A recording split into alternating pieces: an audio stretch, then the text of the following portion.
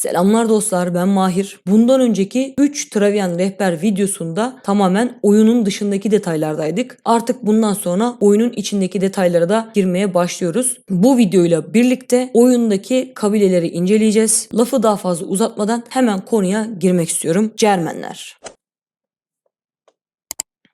Şimdi ben konuya öncelikle ırkların birbirleriyle aralarındaki temel farklarından girmek istiyorum. Belki ırk seçiminde dikkat edilecek ilk unsurlardan değil bu detaylar ama buradan başlayıp askeri detaylara doğru ilerleyeceğim. Öncelikle surlarına bakmak istiyorum. Cermenler ortalama savunma puanı veren surlara sahipler ama oyundaki en dayanıklı surlar da aynı zamanda Cermenlerde. Bunları hemen biraz açacağım. Nedir? Sur bonusu. Sur bonusu, rakip diyelim ki size saldırıya geliyor ve sizin savunmanızda 1000 tane askeriniz var. 20. seviye bir Cermen surunun size verdiği bonus %48.60. Yani sizin savunmada 1000 askeriniz varsa 1486 asker varmış gibi hesaba katılıyor. Yani fazladan 486 askeriniz olmuş oluyor. Diğer ırklar da hemen burada yazıyor zaten. Mesela Roma'da bu bonus %80. Yani fazladan 806 askeriniz varmış gibi oluyor. Galya'da 639, Mısır'da 639, Hun'da 347.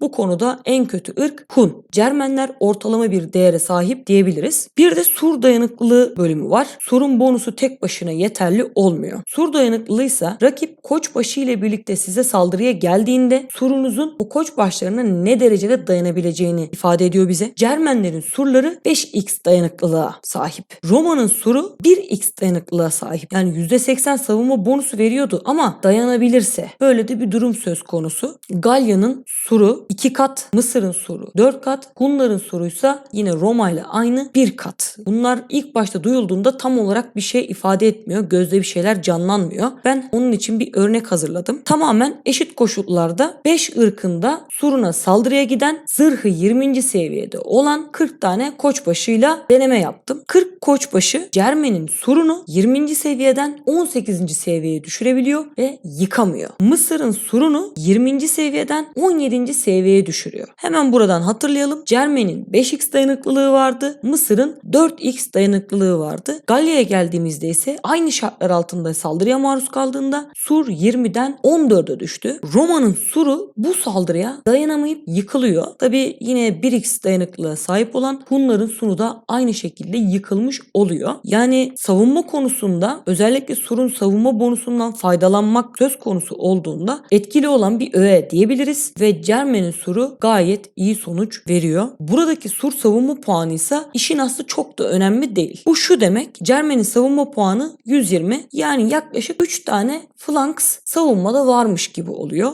3 asker, Roma'da 5 asker, Galya'da 4 asker, Mısır'da 4 asker, Hun'da 3 asker. Yani bunlar büyük savaşlar için etkili değil. Ne zaman etkili olur? Size 10 askerle saldırıya gelen birisi vardır ve surunuz 20'dir. O 10 asker sürekli bir kayıp verir, 2 kayıp verir. Bu bir tek buna yarıyor. Çok da önemli bir detay değil işin aslı. Kabilelerin birbirlerinden olan farklılıklarına bakarak devam edersek sırada pazarcı var. Cermen pazarcısı oyunda en fazla kaynağı taşıyan pazarcı. 1000 tane kaynak taşıyabiliyor. Pazarcının hızı haritada 12 birim. İşin aslı oyunda kabile seçiminde önemli etkenlerden değil bu pazarcı sayıları. Reis etkisi. Reis nedir? Bu oyunda rakibin köylerini ele geçirmeniz mümkün. Rakibin köylerini ele geçirmek için reis denen askeri yetiştirip o askerle o rakibe saldırmanız gerekiyor ve o köyün vatan sevgisi %100'den %0'a ulaştığında o köyün bağlılığı değişiyor ve köy sizin olmuş oluyor. Burada Cermen'in reisi de standart bir seviyeye sahip. Bir diğer değinilmesi gereken konu özel binalar. Oyunda her kabilenin kendisine ait binası var. Örneğin Cermenlerde bu içki fabrikası. Diyelim ki Cermenlerde 1000 tane asker yetiştirdiniz ve bu 1000 askerle saldırıya gittiniz. Merkez köyünüzde eğer içki fabrikası kurulu ve seviyesi 10 sa saldırıya gittiğiniz bu askerlerin saldırı gücü %10 oranında artıyor ve sizin 1000 askeriniz aslında 1100 askermiş gibi hesaba katılıyor. Bu muazzam bir katkı Artı bu getirinin bazı dezavantajları da oluyor. Binanın getirisini düşündüğümüzde bu dezavantajlar da rahatlıkla kabul edilebilir bir seviyeye gelmiş oluyor.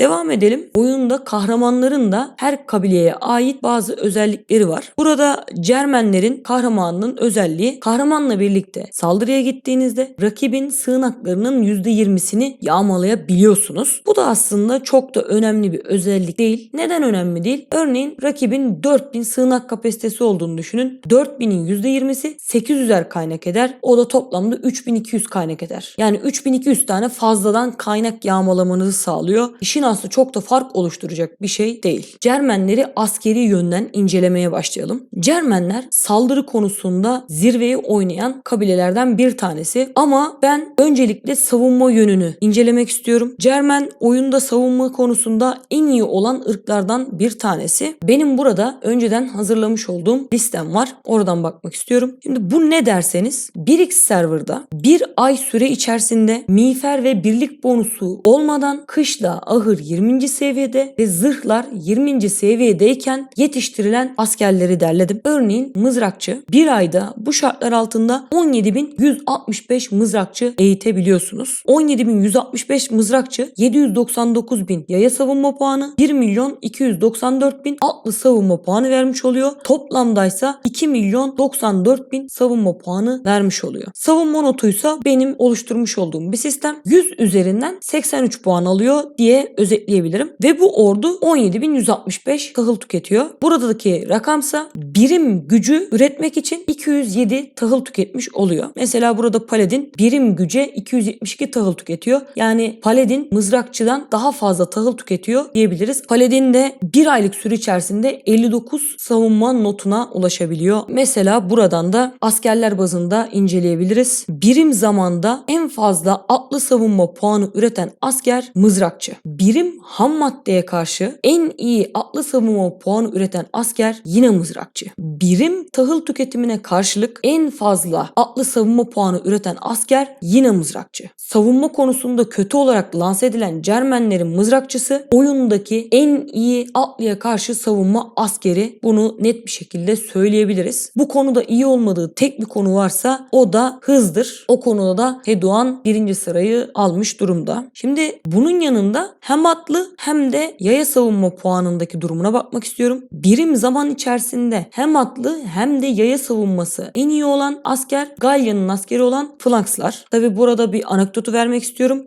Burada Mısır ve Hun askerleri maalesef işlenmemiş. Bunlar 3 kabileli serverlar için geçerli. Ve burada ikinci sırada mızrakçıyı yine görüyoruz. Hem en ucuz hem de yaya ve atlı savunma puanında yine mızrakçı ikinci sırada. Birim tahıl tüketimine karşı olan durumdaysa yine mızrakçı ikinci sırada. Yani mızrakçı oyundaki en iyi savunma askerlerinden biri desek çok da yanlış bir şey söylemiş olmayız. Mesela ben burada bir kıyaslamaya da gitmek istiyorum. Mızrakçı atlıya karşı en iyi asker, Praetorian yayaya karşı en iyi savunma askeri olarak lanse edilir ve doğruluk payı vardır. Ama şöyle bir durum var. Praetorian mızrakçı kadar başarılı bir asker değil. Neden diyeceksiniz? Birim zamanda en iyi yaya savunma puanını veren asker Druid. İkinci sırada Paladin, dikkatinizi çekiyorum, yine Cermen'in askeri. Üçüncü sırada Flanks, dördüncü sırada Praetorian. Praetorian burada da kendisine dördüncü sırada yer buluyor. Birim tahıl tüketimine en iyi yaya savunma puanını veren asker Praetorian. Ucuzluk bakımından baktığımızda yine Praetorian zirvede. Değerlendirmelerimize Praetorian için hem yaya hem de atlı savunma bakımından bakalım. Ucuzluk bakımından 3. sırada. Mızrakçı burada 2. sıradaydı. Zaman bakımından Praetorian 8. sırada kendisine yer buluyor. Mızrakçı bu konuda 2. sıradaydı. Çok önemli bir değer benim için. Çünkü bu oyunda her şey zamana karşı yapılıyor. Birim zaman içerisinde üretilen en fazla güç çok önemli bu oyunda. Bu konuda da Praetorian bayağı bir geride kalıyor. Çünkü eğitim süresi çok uzun. Birim tahıl tüketimine baktığımızdaysa Praetorian zirvede. Yani siz diyorsanız ki az tahıl tüketsin ve çok savunma puanı versin. Bu alanda bir numara Praetorian. Ama birim zaman işin içine girdiğinde Praetorian gerçekten çöküş yaşıyor. Ama mızrakçıda benzer durum söz konusu değil. Birim zamanda en fazla yaya savunmasını üreten asker 1.472.000 puanla Köle Milis Mısırların. Ardından Hunlardan paralı asker. 3. sırada Druid. 4. sırada Anhur bekçisi yine Mısır. 5. sırada Paladin geliyor. Gerçekten Cermenler savunmadaki kalitesini burada da göstermiş oluyor. Tabi toplam puana bakıldığında Köle Milis 100 üzerinden 100 almış. yapmayı başarmış durumda. Paladin 59 alıyor. Paladin'e rakip olarak gösterilebilecek bir diğer askerse Praetorian, o da 55 puanda kalıyor. Aynı konuya atlı savunma puanı için bakacak olursak mızrakçı bu alanda yine bir numara. Hem Mısır'ı hem Galya'yı hem Roma'yı sollamayı başarıyor diyebiliriz. Tabi toplam puan üzerinden gidecek olursak 100 üzerinden 100 olan asker köle milis, 2. sırada paralı asker, 3. sırada phalanx ve 4. sırada yine mızrakçı.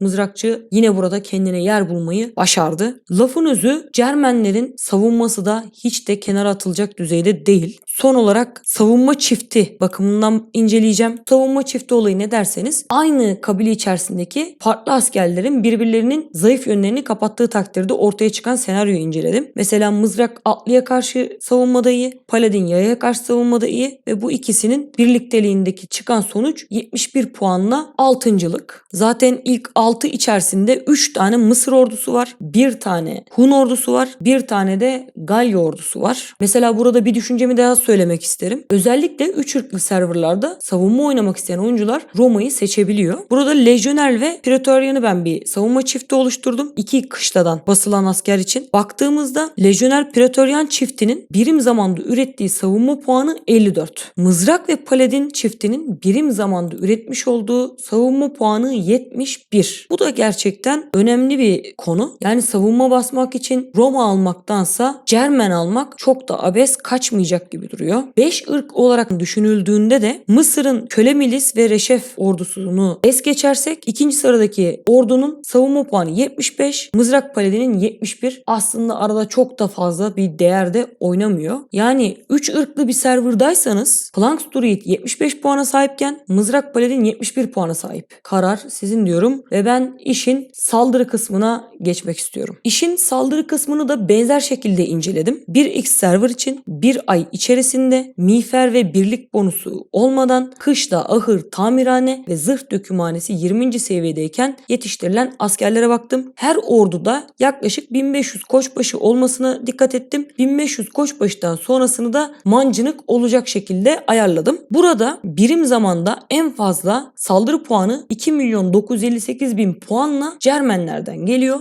ve ben bu orduya 100 üzerinden 100 notunu verdim. Bu ordu 100 üzerinden 100 ise diğerlerinin notunu da ona göre ayarlamış oldum. Cermenlerin kendi içerisinde basabileceği 2 farklı saldırı ordusu var. İkisinin birbirinden farklı özellikleri var. Tokmak Toyton ordusu birim zamanda 100 saldırı puanına ulaşıyor. Balta Toyton ordusu birim zamanda 93 puan ulaşıyor. Aralarındaki fark işin aslı çok değil. Burada da dikkat edilmesi gereken konu, bir ay içerisinde bu şartlarda basılan Tokmak Toyton ordusu 60.000 tahıl tüketiyor. Balta Toyton ordusuysa 49.000 tahıl tüketiyor. Yani arada bir tahıl tüketim farkı söz konusu. Karar tamamen size kalıyor. Tokmak Toyton mu, Balta Toyton mu devam edeceksiniz? Balta Toyton'un avantajı daha az tahıl tüketen bir ordu olması. Tokmak Toyton'un avantajı ise yağmaya yönelik bir ordu olması. Neden? Buradaki balta ile tokmak sallayanı kıyasladığımızda aynı süre içerisinde 27.000 tokmağa karşılık 16.000 balta sallayan basıyorsunuz. Yani daha az yeri yağmalama imkanınız oluyor. Bununla da sınırlı kalmıyor. Tokmak sallayanın haritadaki hızı 7 birimken balta sallayanın haritadaki hızı 6 birim. Yani askerin hızı da yavaşlıyor. Bununla da kalmıyor. Tokmak sallayanın bir tanesi 60 kaynak taşırken balta sallayanın bir tanesi 50 kaynak taşıyor. Yağma odaklı oynamak istiyorsanız kesinlikle Tokmak Toyton ordusunu öneririm. Ama benim yağma ile işim yok, daha az tahıl tüketen bir ordu olsun derseniz Balta Toyton ordusu daha fazla size göre. Tabi bu orduların bir diğer dikkat edilmesi gereken durumuysa savunmaları. Tokmak sallayanın zırhı 20. seviyedeyken atlıya karşı savunması 12. Yayaya karşı savunması 29. Özellikle atlıya karşı savunması aşırı derecede kötü. Hatta zırh seviyesini 0 olarak bakalım. Atlıya karşı savunması 5. Buna şöyle bir uç örnek vermek istiyorum. 3500 tane tokmak sallayanınızı savunmada 100 tane Sezar yakalarsa eğer 3500 askerin hepsini kesebiliyor. Hem de 96 kayıpla. Bu inanılmaz kötü bir senaryo tabii ki. Ben burada Cermen'e sur falan eklemedim. Sadece düz bir hesap yaptım. Cermen ordusunun savunması aşırı derecede kötü. Özellikle oyun başında bu kilitleri aşırı derecede fazla yiyebiliyor Cermenler. Örneğin siz 200 tane tokmak sallayanınızla birisine yağmaya gidiyorsunuz. O kişi de maceradan çıkan 10 tane Sezar'ını sizin ordunuzun geri dönüşüne aynı saniye gönderdiğini düşünün. 10 tane askerle 200 tane tokmak sallayanı rahatlıkla kesebiliyor. İnanılmaz bir şey tabii. Bu en kötü senaryo. Toyton'un da savunması iyi bir düzeyde değil. Yayaya karşı 50, atlıya karşı 75. Bunu şu şekilde kıyaslayarak anlatabiliriz. Roma'nın saldırı askeri olan Sezar'ın yayaya karşı 80, atlıya karşı 105 savunması var. Roma'nın saldırı askeri olan Emperya'nın 40 yaya, 25 atlı savunması var. Temel düzeydeki saldırı askeri olan, aynı zamanda savunma askeri de olabilen Lejyoner'in 35 yaya, 50 atlı savunması var. Aynı zamanda da 40 saldırı gücü var. Cermen'de bu durum aşırı derecede değişiyor. Yani lafın özü, Cermen'in saldırısı oyunda bir numara ama savunmada kesinlikle yakalanmaması gereken bir ordu diyebiliriz. Bir de bu duruma genel olarak bakalım. Tokmak Toyton ordusu 100 puansa kendisine en yakın ordu Emperyan Sezar ordusu Roma'nın 94 puan. 3. sıradaki ordu yine Cermenlerden geliyor. Balta Toyton. 5 ırklı serverlar için bakalım. Tokmak Toyton ordusu 100 puan. Hemen arkasından Hun'un bir ordusu geliyor 97 puanla. 3. sırada Hun ordusu 96 puanla. Ve 5. sırada Balta Toyton ordusu geliyor. Yani Cermenlerin saldırıdaki gücü gerçekten efsane. Şimdi videonun başında bahsetmiş olduğumuz bir olayı daha işin içine katalım. İçki fabrikası. Tokmak Toyton ordusunun birim zamandaki ürettiği güç 100 ise Tokmak Toyton ordusunun içki fabrikalı hali 110 puan olmuş oluyor ve gerçekten inanılmaz bir değere kadar dönüşmüş oluyor. Şimdi Cermenlerin bir yandan da sıcak savaş konusunu ele alabiliriz. Tokmak sallayan çok kısa sürede yetişen ve çok da ucuza yetişen bir asker. Mesela burada 20. seviyede kışlayla bir günde 891 tane basabilirsiniz. Liderlik miğferi ve birlik bonusu da işin içine dahil olursa günde bu sayı 1234'e kadar çıkabiliyor. Gerçekten çok büyük sayı. Şimdi diyelim ki ordunuzu kaybettiniz. 3. level asker yetiştirme miğferleri ve son level birlik bonusu ile birlikte çift kışta çift ağır çalışarak 2 hafta içerisinde bu sayıda bir orduyu tekrar kurabiliyorsunuz. Gördüğünüz gibi saldırı puanı toplamda 3.418.000. Aynı durum Romalıların başına geldiğinde 3.175.000'lik bir ordu kurabiliyor. Buradaki Cermen senaryosunda içki fabrikası henüz dahil edilmedi. İçki fabrikası dahil edilince fark inanılmaz derecede artıyor. Tek özellik bu da değil. Buradaki asker sayısı 43.000'lere kadar yaklaşıyor. Ama Roma'ya dönüş yaparsak aynı süre içerisinde yaklaşık 21-22.000 kadar asker eğitebiliyor.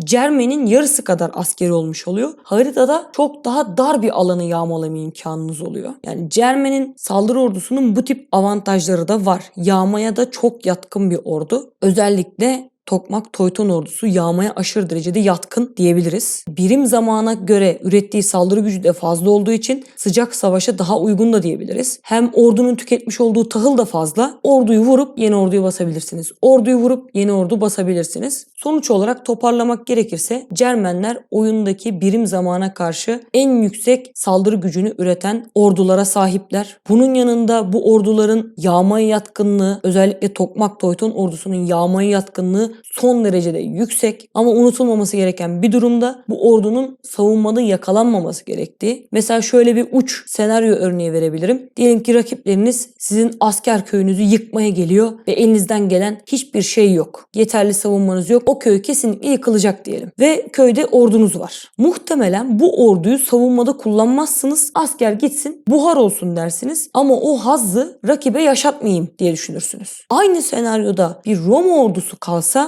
belki de Roma oynayan o oyuncu ordusunu savunmada bırakır. Der ki rakipten ne götürsem kar. Yani burada da böyle bir durum söz konusu. Son olarak savunma konusuna geldiğimizde de Cermenleri savunma konusunda aşırı derecede beğeniyorum. Savunma oynayacak olsam gerçekten Cermenleri bir düşünürüm. Özellikle 3 ırklı bir serversa Galya mı alsam Cermen mi alsam diye epey bir düşünürüm. Tabii 5 ırklı serverda bu konuda lider Mısır. Onu da ayrı bir değerlendirmeye tabi tutmak gerekir. Anlatacaklarım bu kadar. Sürçülisan ettiysem affola.